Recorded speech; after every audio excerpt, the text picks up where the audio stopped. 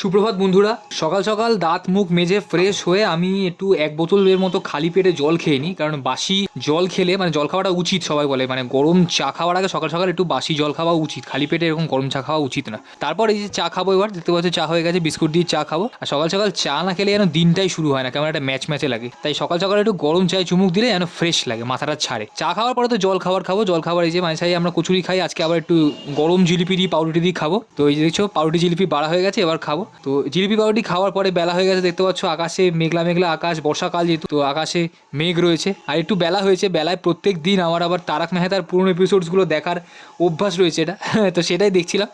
তো তারক মেহতার পুরনো এপিসোডসগুলো দেখতে দেখতে আবার বেলা হয়ে গেল।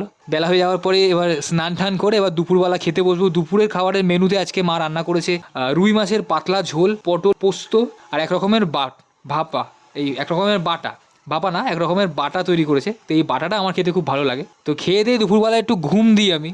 তো ভাত ঘুম দিয়ে বিকেলবেলা আবার একটু ছাদে যাই, একটু হাওয়া খেতে, একটু গান শুনতে, একটু ইউটিউবে ভিডিও টিডিও দেখি। তো এই ছাদে দেখতে হচ্ছে এসছি বিকেলবেলা ছাদে এসে, নিচের ছাদে এসে হাওয়া খেতে ভালো লাগে এই আর কি। রাতের বেলা তারপরে ডিনার করলাম, ডিনারে দেখতে পাচ্ছ আম দিয়ে দুধ দিয়ে আর পটলের পোস্ত দিয়ে